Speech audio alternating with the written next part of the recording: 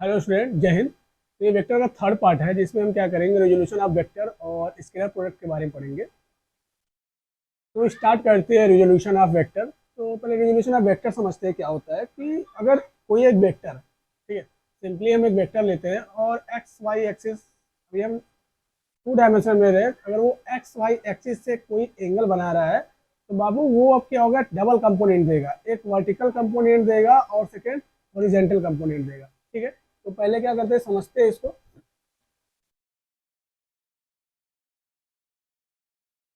Resolution of vector, ठीक है। तो इसके लिए क्या करते हैं, पहले हम एक two dimensional coordinate system draw करते हैं। ये हमारा एक्स एक्सिस है और ये हमारा क्या है, वाई एक्सिस है। हम कंसिडर कर लेते हैं, मान लेते हैं कि यहाँ से क्या है, एक वेक्टर ए है, वेक्टर ए है जो एक्स एक्सिस के अलाउ क्या कर रहा है, थीटा एंगल बना रहा है। ठीक है, ओके। अब ये वेक्टर बाबू क्या होगा कि दो कंपोनेंट बनाएगा। माइंड में रखिएगा, जब कोई भी वेक्टर किसी भी एक्सिस से कोई एंगल क्रिएट कर रहा है तो वो दो कंपोनेंट में क्या होगा, ब्रेक हो जाएगा, अगर वो टू डायमेंशनल है। ठीक है ना, मतलब एक्स और वाई में है। ठीक है, ओके। तो एक कंपोनेंट जो होता है बेटा, उसको हम क्या बोलते हैं, हॉरिजॉन्टल कंपोनेंट, और सेकेंड को क्या करते हैं, वर्टिकल कंपोनेंट। ठीक है ना, तो इसी को हम क्या करते हैं, वेक्टर के फॉर्म में रेजोल्यूशन भी बोलते हैं। तो हमें यही वैल्यू क्या करनी है, फाइंड करनी है। ठीक है ना, हम कंसीडर कर लेते हैं, यहाँ से क्या करते हैं, एक परपेंडिकुलर ड्रॉ कर लेते हैं, ये हमारा कंस्ट्रक्शन में आ जाएगा। और जो ये वैल्यू है, ये क्या है, हमारी ए एक्स है, और ये वैल्यू क्या है, जो क्या है, ये ए वाई है। ठीक है ना, बात समझ में आई। और ये हमारा वेक्टर ए है। अब हमें हॉरिजॉन्टल कंपोनेंट ए एक्स है और ये ए वाई, तो यहाँ पे हम करते हैं लेट ए एक्स जो हमने लिया है वो क्या है, हॉरिजॉन्टल कंपोनेंट, हॉरिजॉन्टल कंपोनेंट। ठीक है ना, और ए वाई जो क्या है, वो क्या है, वर्टिकल कंपोनेंट, इसको बोलेंगे वर्टिकल कंपोनेंट। ठीक है ना, हिंदी में इसको ऊर्ध्वाधर घटक बोलते हैं और इसको, सॉरी, हिंदी में इसको क्षैतिज घटक बोलते हैं और इसको ऊर्ध्वाधर घटक बोलते हैं। ठीक है, तो हमें बेटा क्या करना है, ए एक्स और ए वाई, ओके। इसके बाद क्या करना है, हमें एक्स के अलाइन, एक्स के डायरेक्शन में जो हमारा आई कैप था वो आई कैप शो कर देंगे, और वाई में जो हमारा बेस वेक्टर था वो क्या था बेटा, जे कैप, तो हम ये जे कैप शो कर देंगे। ठीक है, अब क्या करेंगे, ए एक्स और ए वाई की वैल्यू को पुट करेंगे, निकालेंगे यहाँ से, इस क्वेश्चन इस फिगर के हिसाब से सॉल्व करेंगे। ठीक है ना, तो नाउ फ्रॉम फिगर, तो फिगर देखा जाए तो ये हमारा क्या है, 90 डिग्री। ठीक है, ओके। तो ए एक्स देखिए भाई, इसके सामने ये हाइपोटेनियस है, ये परपेंडिकुलर है, ये बेस है। ठीक है ना, अब ट्रिग्नोमेट्रिकल लॉ में चलते हैं, थोड़ा सा हम यहाँ पे ट्रिग्नोमेट्रिकल लॉ लगाएंगे, रेशियो वाला। यहाँ क्या है, थोड़ा कॉस थीटा का फॉर्मेट बन रहा है, क्योंकि ये क्या है, ए एक्स हमारा बेस में चला जा रहा है और हाइपोटेनियस पता है, तो हम यहाँ पे निकालेंगे cos theta. Cos theta is equal क्या होता है बेटा, बेस बाई हाइपोटेनियस। ठीक है, तो बेस क्या है यहाँ पे, ए एक्स है, या हम इसको कुछ नेमिंग कर देते हैं, ओ ए बी। ठीक है, तो बेस क्या है हमारा, ओ ए है, और हाइपोटेनियस क्या है, ओ ओ बी है। ओ ए की वैल्यू क्या है बेटा, यहाँ पे करते हैं नीचे थोड़ा सा, ओ ए की वैल्यू क्या है, ए एक्स, और ये कितना है, वेक्टर है।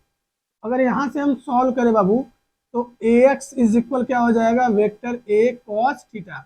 मतलब क्या है कि हमारा ओरिजेंटल कंपोनेंट क्या हो जाएगा, ए कॉस थीटा। बात समझ में आई। सिमिलरली अगर हम वर्टिकल कंपोनेंट निकाले, मतलब ए वाई के लिए, तो यहाँ से क्या हो जाएगा बेटा, ए वाई, सॉरी, अब ए वाई देखिए, यहाँ पे ये परपेंडिकुलर, ये हाइपोटेनियस है, तो मतलब क्या है, साइन थीटा आएगा।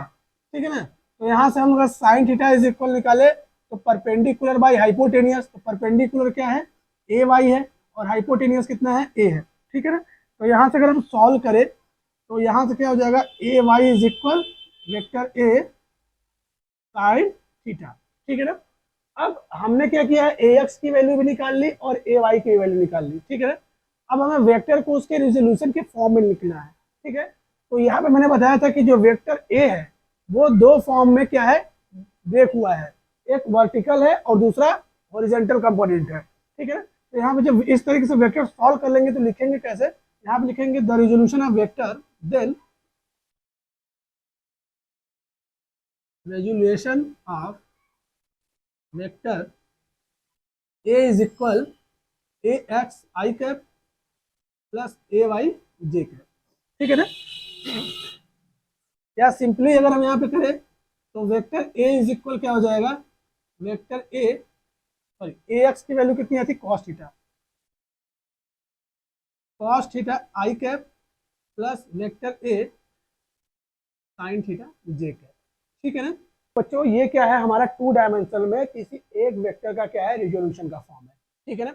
अगर यहाँ पे बोल दे अगर हमें मॉड निकालना है, ठीक है ना, अगर मॉड निकालना है, ध्यान से देखिए, इससे मॉड का मतलब इसकी न्यूमेरिकल वैल्यू होती है सिंपली। अगर मॉड निकालना है ए का, ठीक है ना, तो मॉड को आप सिंपली ए भी लिख सकते हैं या मॉड ए, इस तरीके से भी लिखा जाता है।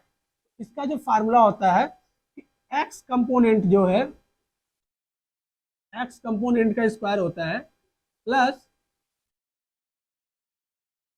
वाई कंपोनेंट का स्क्वायर होता है, ठीक है। तो यहां से हम क्या करेंगे, ए इज इक्वल वेक्टर और अंडर रूट, ठीक है। एक्स कंपोनेंट क्या है बेटा, ए कॉस थीटा है, तो A cos theta, vector A cos theta का स्क्वायर हो जाएगा, और ये क्या है, ए साइन थीटा का स्क्वायर हो जाएगा, ठीक है। तो जब हम वेक्टर का स्क्वायर करते हैं तो यहाँ से वेक्टर साइन क्या हो जाता है, रिमूव हो जाएगा, ठीक है ना। वो हो जाएगा A cos square theta plus A sign square theta, ठीक है ना, सॉरी ए स्क्वायर।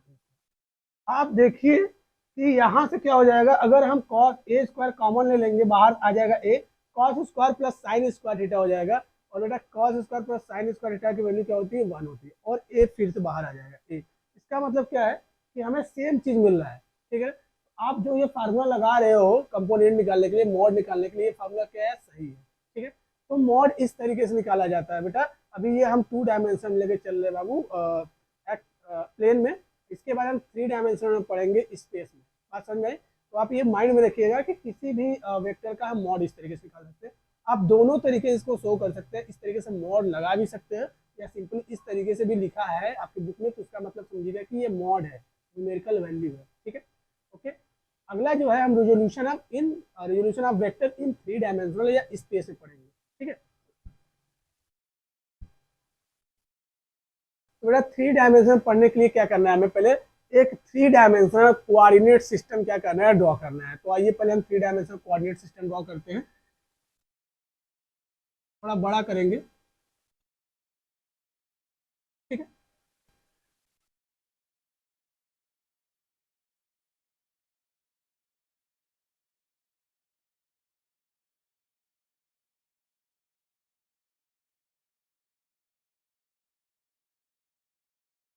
ये हमारा आई कैप हो जाएगा एक्स के लॉन्ग डायरेक्शन, ये हमारा जे कैप हो जाएगा वाई के लॉन्ग डायरेक्शन, और ये यहाँ पे के लॉन्ग क्या हो जाएगा, के कैप, ठीक है बेटा।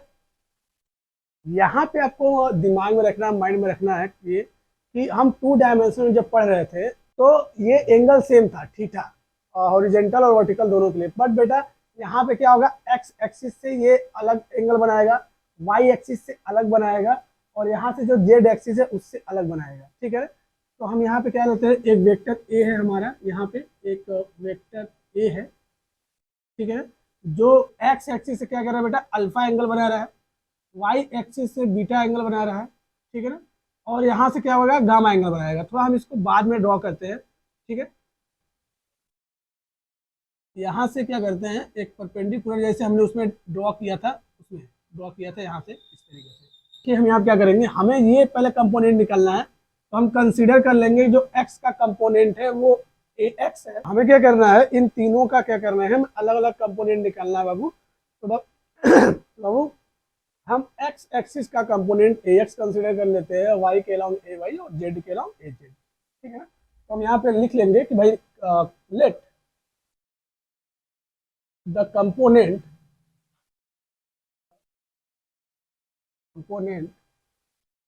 along x axis equal A x, ये चीजें सेम रहेंगी, along वाई एक्सिस ए वाई, along जेड एक्सिस ए जेड, ठीक है ना।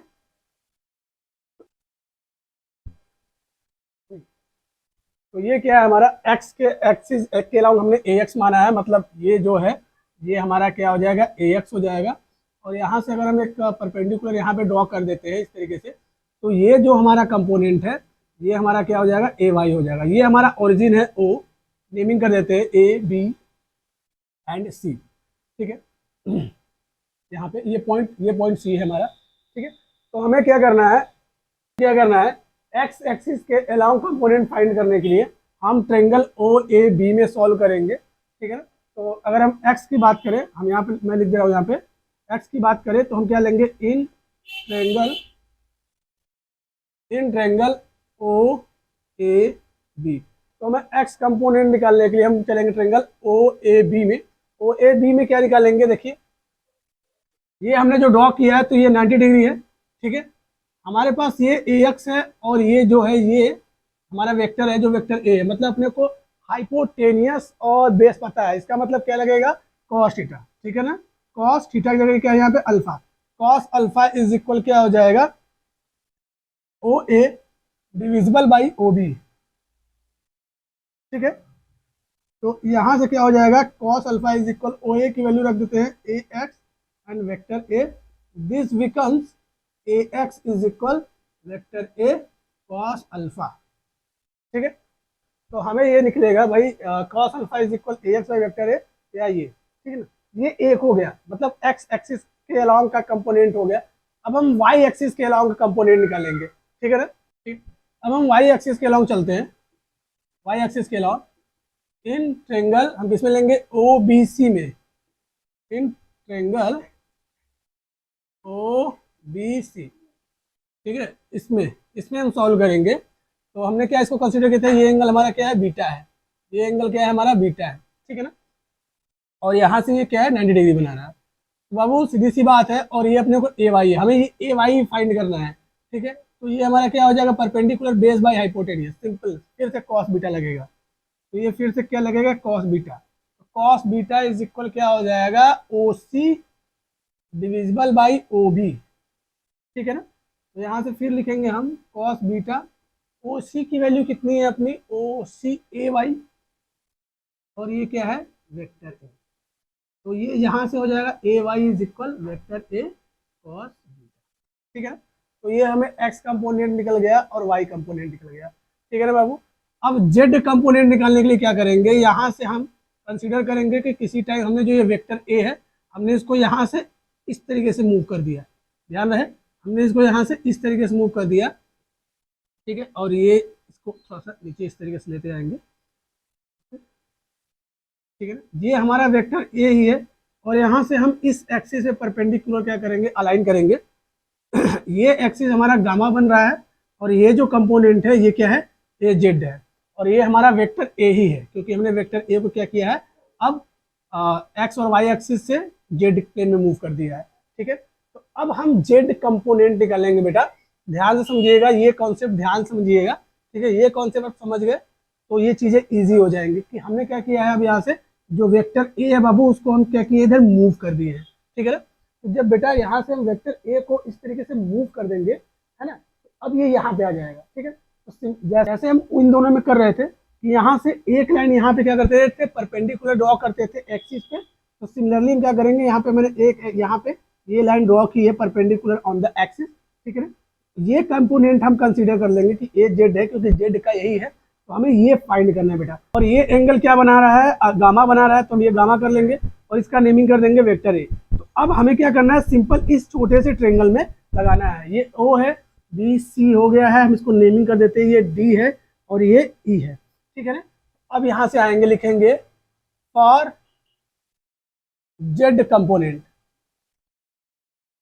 फॉर जेड कंपोनेंट, ठीक है ना। तो जेड कंपोनेंट के अगर सॉल्व करना होगा बाबू तो इधर देखिए ये एंगल है, एंगल के सामने परपेंडिकुलर हाइपोटेनियस बेस, तो हमें बेस का है, तो यहाँ पे मतलब क्या है ये भी कॉस गामा लगेगा, कॉस गामा की वैल्यू क्या हो जाएगी बेस बाई हाइपोटेनियस, तो बेस कितना है बेटा ए जेड, हाइपोटेनियस कितना है वेक्टर ए, है ना। तो यहाँ से अगर हम बात करें तो ए जेड की वैल्यू क्या हो जाएगी वेक्टर ए कॉस गामा, है ना। हमें ये तीन वैल्यू मिल गई है, मतलब ए एक्स कंपोनेंट मतलब एक्स का कंपोनेंट, वाई का कंपोनेंट और जेड का कंपोनेंट। अगर हम इसे रिजोल्यूशन के फॉर्म में लिखे, ध्यान से देखें, अगर हम इसको रिजोल्यूशन के फॉर्म में लिखे,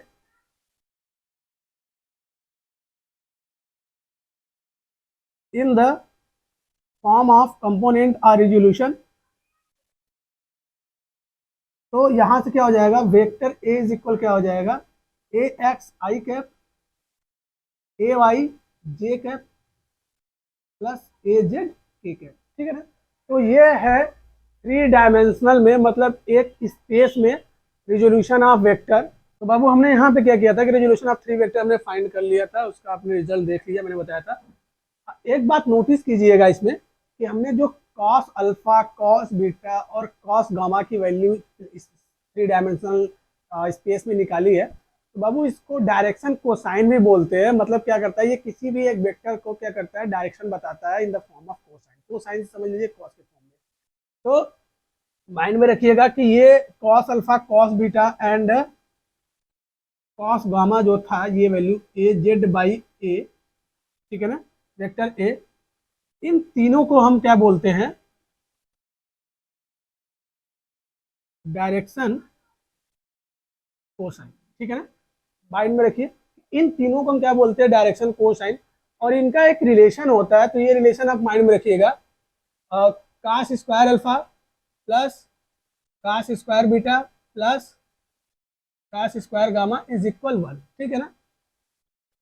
ये होता है, ये प्रूफ है। प्रूफ कैसे होगा बेटा, cos square alpha, cos square beta, cos square gamma, इन तीनों की वैल्यू आप यहाँ से पुट कर दो, सॉल्व करोगे 1 आएगा, ठीक है ना। बट हमें क्या करना है, सिर्फ फार्मूले माइंड में रखना है। अगर आपको क्यूरियोसिटी है इसके अकॉर्डिंग, तो आप इसको सॉल्व कर सकते हैं। बात समझ में आई? ओके, आगे बढ़ते हैं।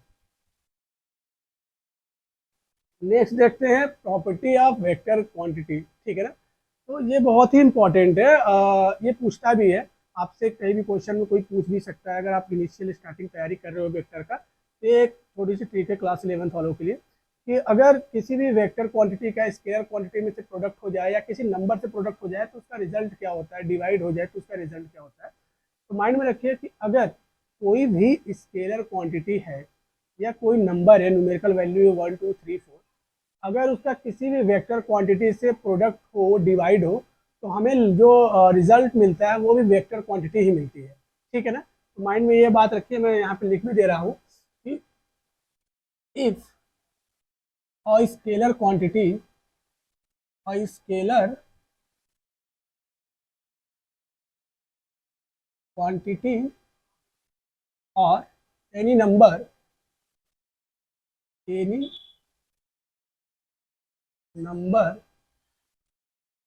are multiplied with a vector quantity,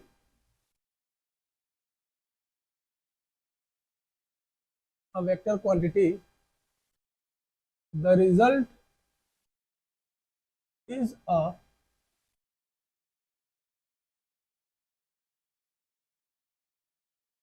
vector quantity.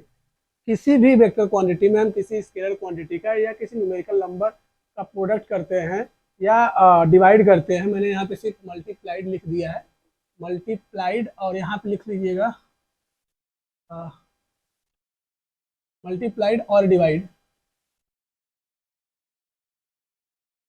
Multiplied और divide with a vector quantity, ठीक है। आप मल्टीप्लाइड या डिवाइड करते हैं तो ये रिजल्ट हमेशा क्या देगा, आपको वेक्टर ही देगा। For example, if A is a vector quantity and divided by small N, तो this become a vector quantity, ठीक है ना। यहाँ पे हम बताएंगे कि भाई ए क्या है, हमारी ये वेक्टर क्वांटिटी है, ठीक है। या अगर हम वेक्टर क्वांटिटी ए का मल्टीप्लाई एन से कर देंगे, तब भी हमें ये क्या मिलेगा, वेक्टर क्वांटिटी ही मिलेगा। बात समझ में आ रही, ठीक है ना। अगर हम क्या करें, देखिए स्केलर क्वांटिटी का नंबर, स्केलर क्वांटिटी का मतलब सिर्फ स्केलर क्वांटिटी ही नहीं होती है, नंबर को भी स्केलर क्वांटिटी में क्या किया जाता है, लिया जाता है। ठीक है ना, किसी भी स्केलर क्वांटिटी से मल्टीप्लाई कर देंगे तब भी वेक्टर आएगा, ठीक है ना। तो ये प्रोडक्ट था, ये एक बहुत ही इंपॉर्टेंट प्रॉपर्टी है, आपको माइंड में रखना है। तो बच्चों, तो नेक्स्ट हमें क्या पढ़ना है, प्रोडक्ट ऑफ स्केलर क्वांटिटी, ठीक है ना। टू स्केलर क्वांटिटी का प्रोडक्ट पढ़ना है कि कोई भी दो स्केलर क्वांटिटी है तो उसका प्रोडक्ट क्या होगा, ठीक है ना। इस पर आपके बहुत सारे न्यूमेरिकल आते हैं, कॉम्पिटिटिव एग्जाम में भी आए हैं, आप देख सकते हैं। अभी हम धीरे धीरे चलते हैं आगे, ठीक है। तो scalar product of two vectors, या इसको सिंपली डॉट प्रोडक्ट भी बोला जाता है, डॉट प्रोडक्ट, ठीक है ना।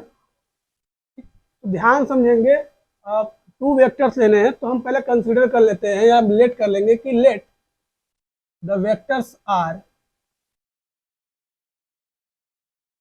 Vectors A and vector B. हम दो वेक्टर ए और बी ले लेते हैं, ठीक है ना। हम इस तरीके से कंसीडर करेंगे कि भाई जो हमारा वेक्टर ए है, वेक्टर बी जो है उससे क्या है, थीटा एंगल पे अलाइन है। बात समझेंगे, ठीक है, कि हमारा जो वेक्टर ए है उससे जो वेक्टर बी है वो थीटा एंगल पे अलाइन है। तो इन दोनों का जो डॉट प्रोडक्ट होता है, दोनों का dot product A dot B is equal क्या होता है, A dot B cos theta, ठीक है ना। अब इसका मतलब समझिए भाई, क्या है कि वेक्टर बी जो है ए से कुछ ना कुछ एंगल बना रहा है। अब ये कैसा कंपोनेंट है, अगर इससे देखा जाए बाबू, तो ये हमारा क्या है, हॉरिजॉन्टल कंपोनेंट है। सीधी सी बात है कि हॉरिजॉन्टल कंपोनेंट की क्या होगी, वैल्यू आएगी। अभी मैंने बताया है आपको कि हॉरिजॉन्टल कंपोनेंट की वैल्यू जो होती है वो कॉस थीटा होगी, वैल्यू के साथ, मतलब जो भी वेक्टर ले रहे हो उसके साथ, ठीक है ना। तो ये क्या हो जाएगा, A dot B cos theta. बात समझ में आई। तो ये होता है scalar product of two vector.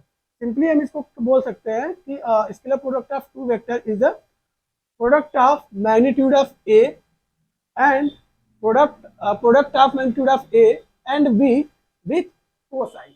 बात समझ में आया। तो ये सिंपल सा है स्केलर प्रोडक्ट का, ठीक है ना। अब इस कोई भी vector infinite numbers of component में क्या हो सकता है, डिवाइड हो सकता है, मतलब उसके इनफाइनाइट रिजोल्यूशन हो सकते हैं, ठीक है ना। तो ये चीज़ें माइंड में रखिएगा, ऑप्शनल में कभी भी या कोई भी पूछ सकता है, ठीक है। तो क्वेश्चन देखते हैं हम।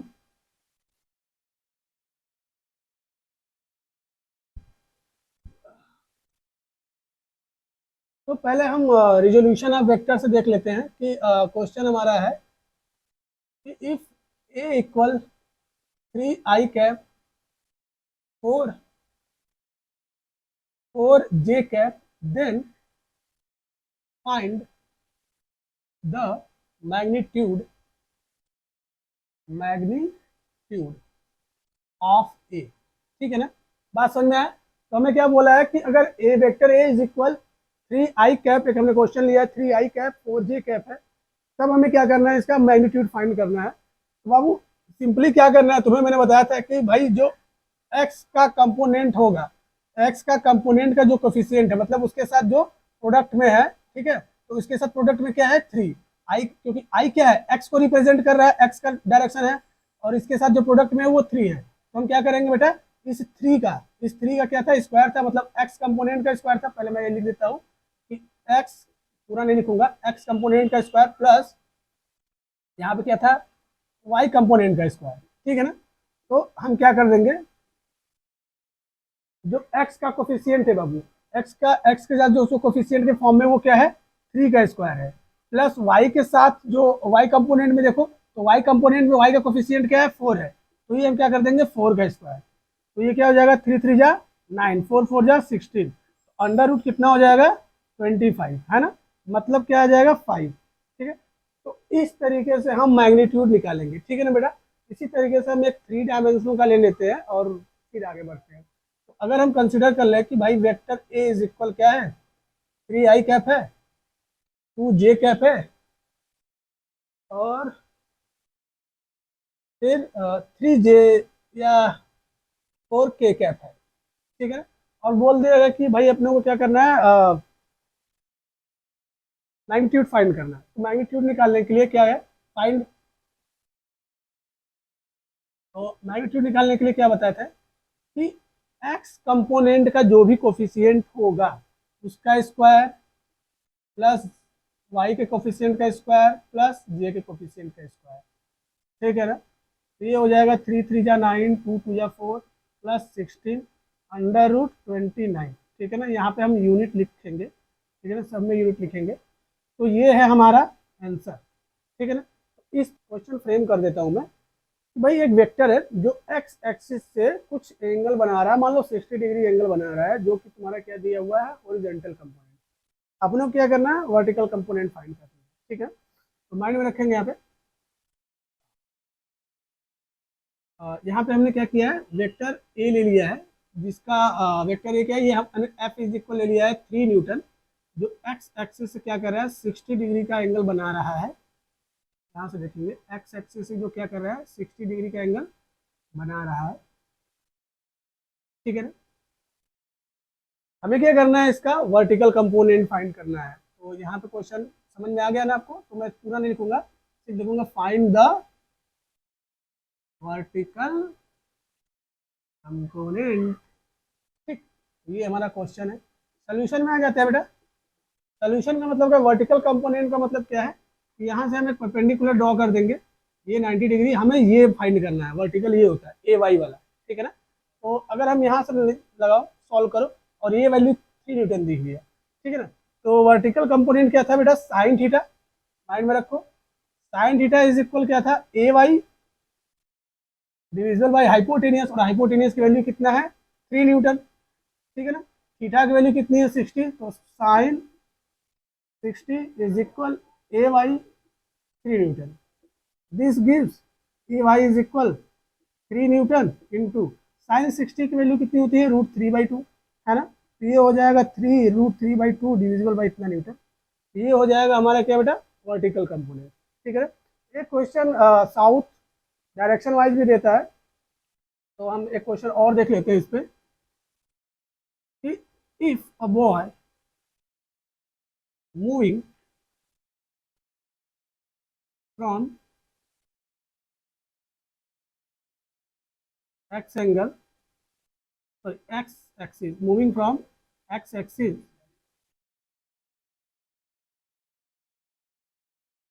if a boy moving from x axis making angle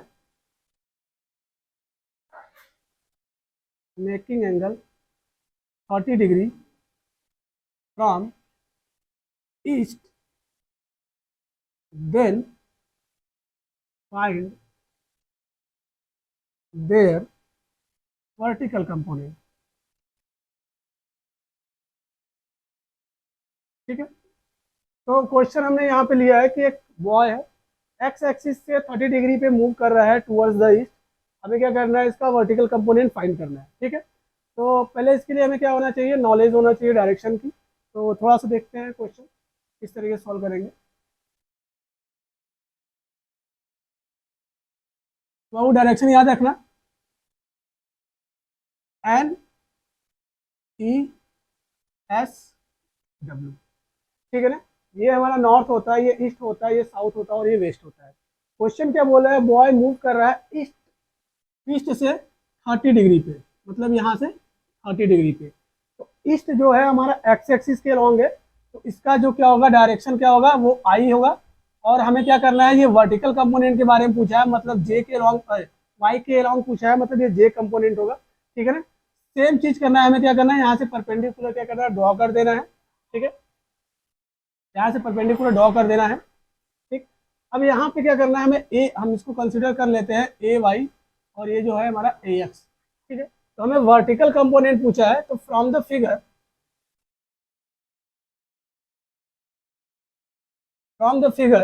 ठीक है ना, sine 30 degree is equal A Y, और ये हम वेक्टर ए कंसिडर कर लेंगे, और ये ए हो जाएगा, ठीक है ना।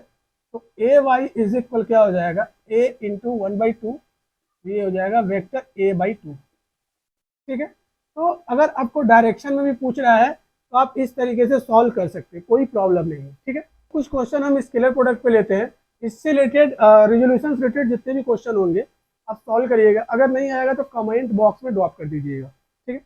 तो स्केलर प्रोडक्ट पे पढ़ने से पहले हम क्या करेंगे, बेस वेक्टर का स्केलर प्रोडक्ट समझेंगे, फिर हम स्केलर प्रोडक्ट के क्वेश्चन को सॉल्व करेंगे, जिससे थोड़ा सा इजी हो जाएगा, ठीक है ना। तो हम नेक्स्ट टॉपिक जो है प्रोडक्ट ऑफ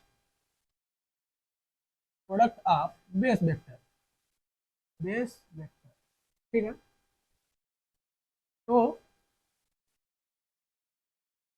ये हमारा क्या हो जाएगा, एक्स एक्सिस, ठीक है। इसके अलॉन्ग जो हमारा बेस वेक्टर होता है वो आई, ये हमारा वाई, इसके अलॉन्ग जानते ही आप जे कैप, ये हमारा जेड, इसके अलॉन्ग होता है अपना के कैप, और ये हमारा ओरिजिन ओ, ठीक है। अपना क्या फाइंड करना है, स्केलर प्रोडक्ट है, मैं यहाँ पे लिख दे रहा हूँ scalar product of base vector, ठीक है।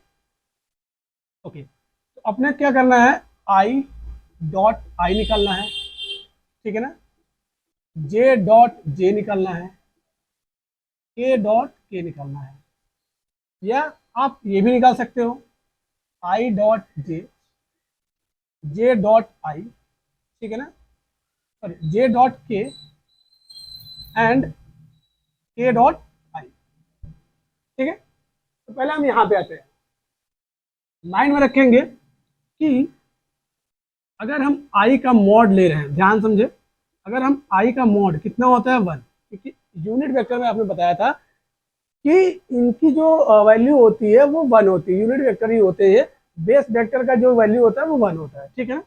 तो हम क्या करेंगे, I dot I J dot J, ठीक है ना, I dot I J dot J के डॉट के, मैं किसी एक का सॉल्व करके बता दूंगा, एक इसमें का एक इसमें का, ठीक है ना, और क्या करेंगे आप खुद से सॉल्व करेंगे, ठीक है।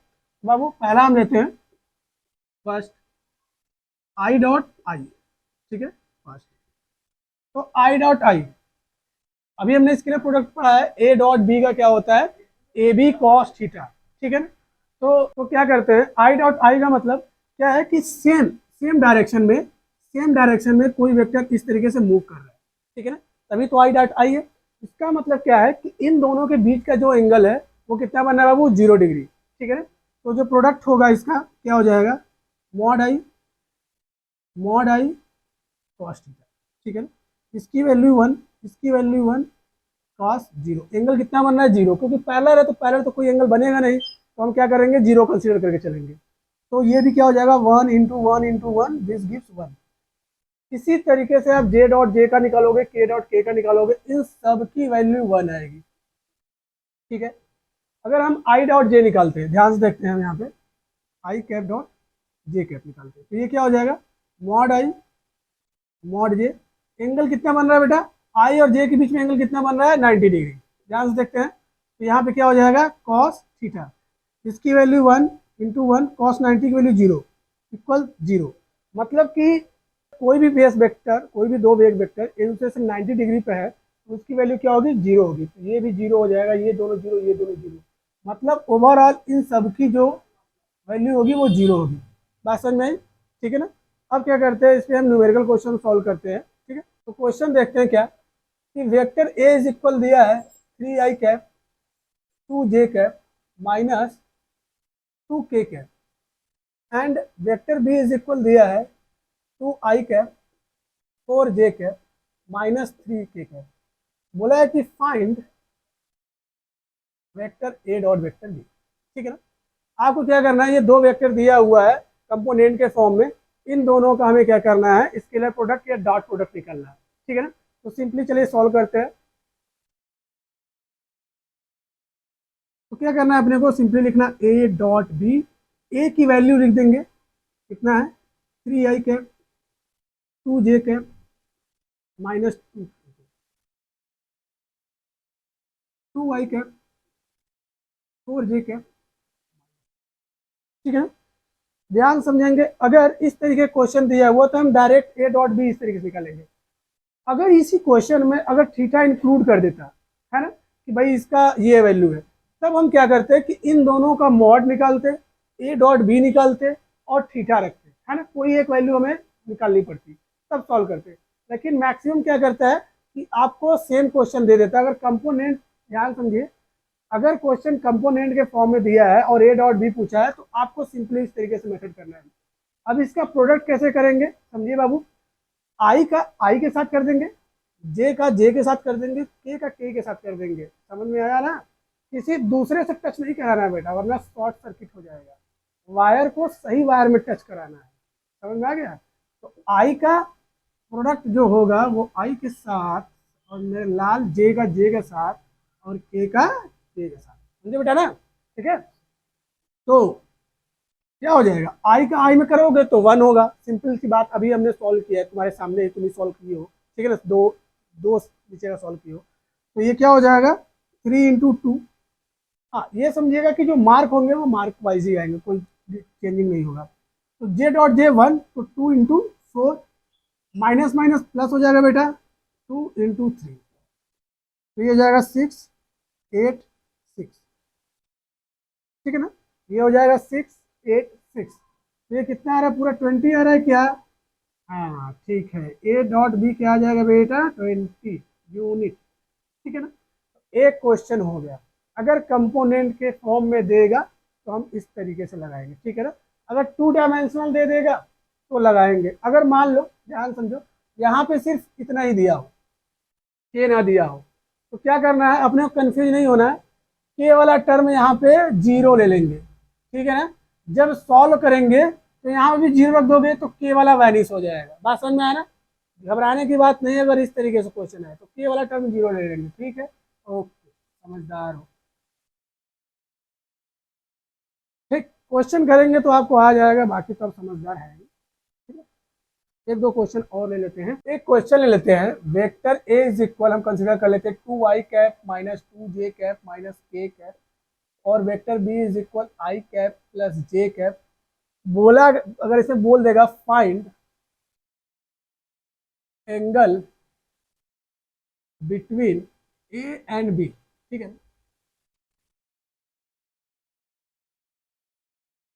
ठीक है।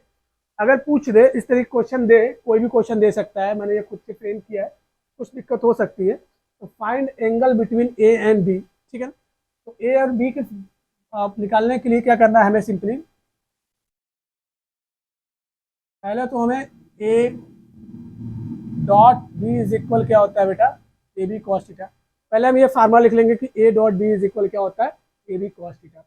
अभी क्या करना है कि हमें मॉड ए निकालना है बेटा। तो मॉड ए निकालना, क्योंकि मैग्नीट्यूड है, तो मॉड ए का क्या होता है, माइंड में रखेंगे कि एक्स का कंपोनेंट का जो भी कोफिशियंट है, मतलब यहाँ पे 2 का स्क्वायर, ठीक है, प्लस वाई का क्या है, -2 का स्क्वायर, प्लस के का क्या है बेटा, -1 का स्क्वायर। तो ये क्या हो जाएगा, 2 × 2 = 4, 2 × 4 + 1, दिस गिव्स √9, मतलब ए की वैल्यू 3 आ जाएगी, ठीक है। सिमिलरली हम बी पे चलते हैं, बी का निकाल लेते हैं। ये हो जाएगा 1 का स्क्वायर प्लस 1 का स्क्वायर √1 + 1, दिस गिव √2, ठीक है। तो हमें क्या निकल गया, ए और बी हमें मिल गए हैं। अब हम जो हमारा न्यूमेरिकल वैल्यू इसको पुट करेंगे और सॉल्व करेंगे, ठीक है। तो क्वेश्चन सॉल्व करते हैं बेटा। तो ए डॉट बी क्या है, ए की वैल्यू यहाँ से रख देते हैं हम, क्या है, 2i cap minus 2j cap minus k cap. अब इसी तरीके से बी का रख देंगे i cap plus j cap. A की वैल्यू हमने निकाली है 3, और बी की क्या निकालनी है, √2, है ना, और सिंपली यहाँ पे cos थीटा। तो मल्टीप्लाई करेंगे आई का आई में, ठीक है ना। तो मल्टीप्लाई करेंगे आई का आई में, तो क्या हो जाएगा, 2 × 1 माइनस, ठीक है, 2 × 1 इज इक्वल 3√2 cos थीटा।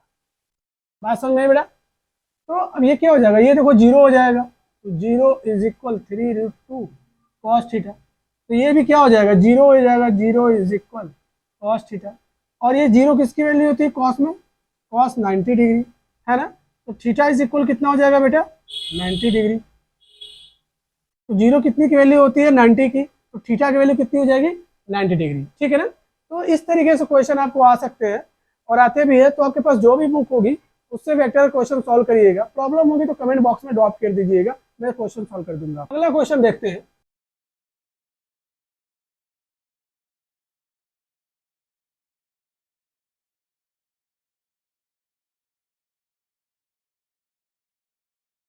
ये क्वेश्चन है कि vector a plus B is equal vector a minus B, find the angle between vector A and vector B, ठीक है ना। तो इस तरह के क्वेश्चन आज आते हैं, ठीक है ना। तो ध्यान समझेंगे कि कभी कभी क्वेश्चन में वर्ड बदल देगा लेकिन मेथड सेम है, जैसे मैंने बताया ट्वाइस बोल सकता है, थ्राइस बोल सकता है, या किसी एक पर्टिकुलर नंबर का प्रोडक्ट बोल सकता है, ठीक है। क्वेश्चन देखते हैं।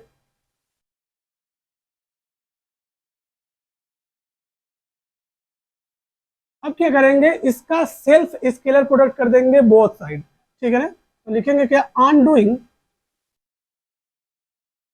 सेल्फ स्केलर प्रोडक्ट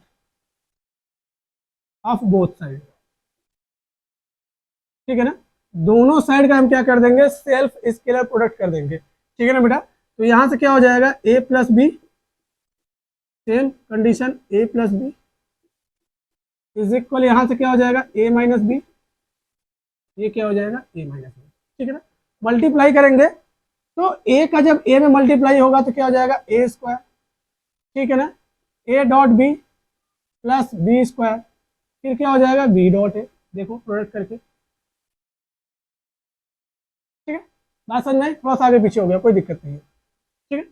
अब यहाँ से ए का ए में हो जाएगा तो ए स्क्वायर, माइनस ए का हो जाएगा तो यहाँ पे vector B into vector A हो जाएगा, फिर यहाँ पे क्या हो जाएगा माइनस ए बी का होगा, तो ये हो जाएगा ए डॉट बी, ठीक है ना। और ये माइनस माइनस क्या हो जाएगा प्लस बी स्क्वायर, ठीक है। अब क्या करते हैं हम, यहाँ पे लिखते हैं कि इस जो ये होता है स्केलर जो होता है वो कम्यूटेटिव होता है ना। तो इसका मतलब क्या है कि A dot B is equal क्या होता है बेटा, बी डॉट ए होता है, ठीक है ना। तो हम किसी एक को ही लिखेंगे, जैसे बी डॉट ए की जगह हम क्या लिखेंगे, ए डॉट बी लिखेंगे, यहाँ पे भी जो बी डॉट ए उसकी जगह ए डॉट बी ही लिखेंगे। तो नीचे क्या आएगा, और इधर देख लेते हैं, इधर देख लेते हैं। तो ये क्या हो जाएगा, ये हो जाएगा A square plus B square plus 2 A B. Similarly यहाँ पे आएंगे A square plus B square minus 2 A dot B. A square से ए स्क्वायर कैंसिल हो जाएगा बेटा, बी स्क्वायर से बी स्क्वायर कैंसिल हो जाएगा, ठीक है ना, क्योंकि सेम साइन है बोथ साइड।